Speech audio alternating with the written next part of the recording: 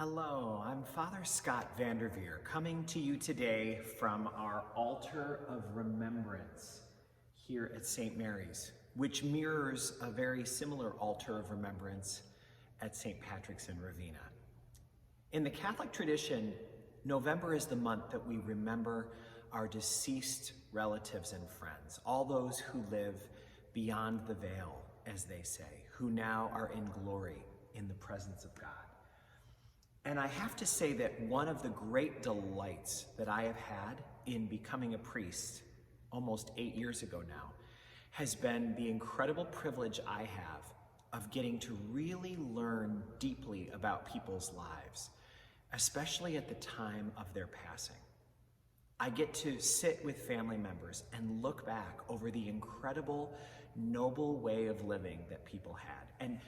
And it's remarkable because you can learn just as much from people's mistakes and stumbles and failures as you can from their successes.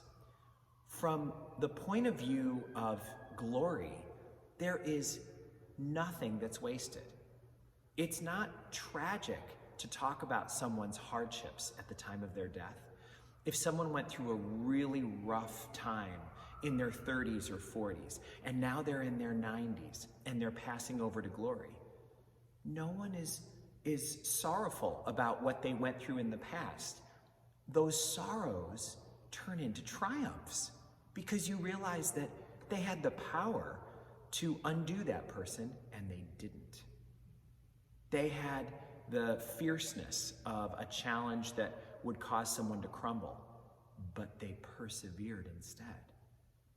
So it's remarkable to see that from the point of view of the long look back at life, everything has a purpose. Nothing is wasted.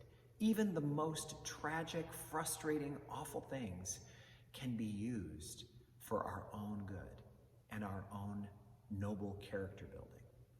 So I will tell you that just this week, I had a funeral for Genevieve Bolke, who died at 93. At 92, she had overcome a lifelong fear of heights and of flying to jump out of a plane. She was worried when she did that she would lose her false teeth, that they would fall to the ground. But her daughter told me, no, her teeth stayed in her mouth, but she lost both of her shoes. They flew off her feet at like 3,000 feet. and she had to land barefoot. That same woman learned how to paint in her 80s. She worked in the healthcare industry until she was 85 years old and didn't want to lose her edge. So she started a brand new hobby from scratch, painting, and then figured out how to do desktop publishing and turned her paintings into cards and bookmarks that she could share with friends and family. Amazing. I'm thinking of Marcia Castle, who died this year after a long and amazing life. She had 8 children when she was widowed, and that devastation was something that she had to face day by day. She eventually met Sid, who wound up being a second love of her life, and his 2 boys joined her 8 kids for a blended family of 10, and they had a marriage that lasted another 30 some odd years. One of the stories that helps me to remember just how present our loved ones are when they are in our lives today, just how present their spirit is in the midst of our living, is when I think of the story of Skippy and Chubby Pape. Isn't that a great couple name? Many of you who are watching remember them fondly, might even be related to them. Skippy just died this year, and Chubby died several years ago. One of the last days of Chubby's life, he was in the hospital, and Skippy had been there all day with her beloved husband of many years, father of their 3 children, and she said, okay, I'm gonna go now. And from his place in his hospital bed, he said, I'm going too. And she said, where are you going? And he said, wherever you are. Those were his last words to her. I'm going, she said. I'm going too. Wait, where are you going? Wherever you are. Wherever we are, that's where they're going. That's where they are. They're with us. We have every reason to be grateful for their presence in our lives. We have every opportunity to thank God that whatever it is that caused them to make that transition from this life to that life which can never end, we get to realize that whatever that was it an illness? Was it an accident? Was it something else? It actually was their gateway to freedom, their bridge to our homeland. And a lot of times after someone has had a long battle with, say, cancer, they'll say, oh, she fought so hard to survive this. And in faith, we remind each other, she did survive it. Cancer didn't take her. It may have taken her life here on earth, but it could never extinguish her flame. When God creates us, it's for eternity. We are created to live forever.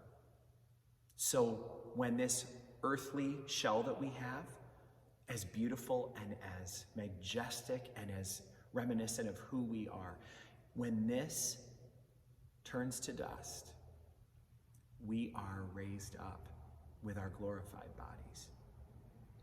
We could get into sometime the deep and meaningful theology of how important our body is for our life, and that we do believe in the resurrection of our bodies in glory. But I think that's a chat for another day.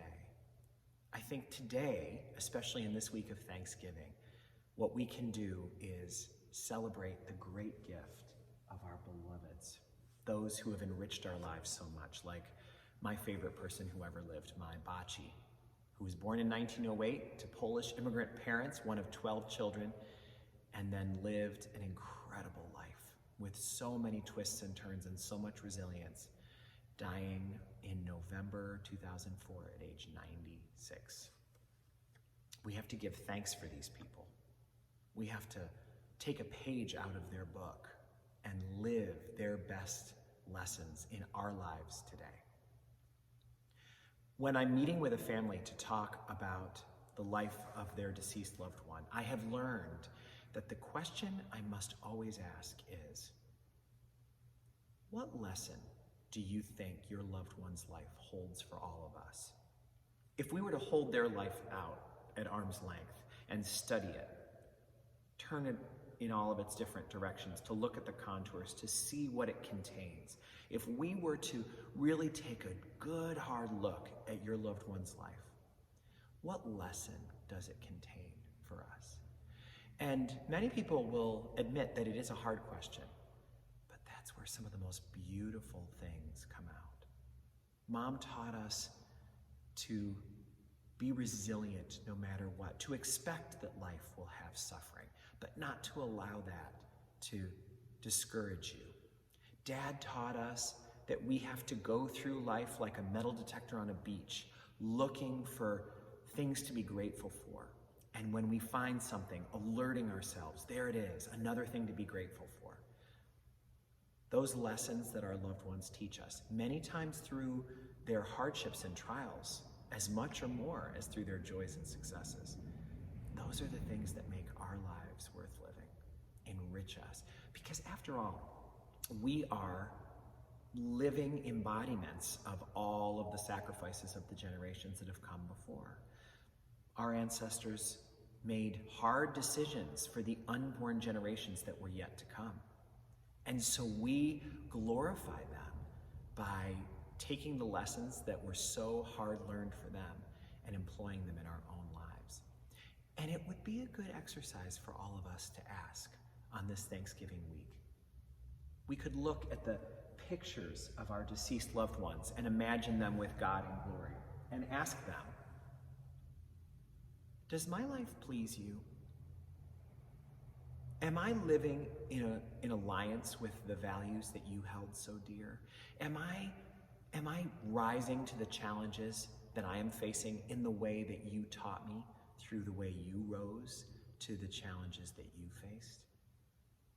These are the deep questions that the month of November can present to us.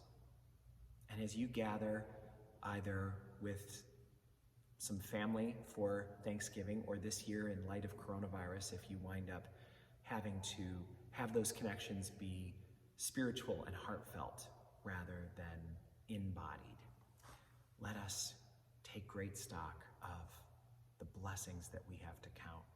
Most importantly, and first among them all, the great people that God has put into our life. Those who are among us now and those who live in glory. May God bless you and all those you love on both sides of the veil.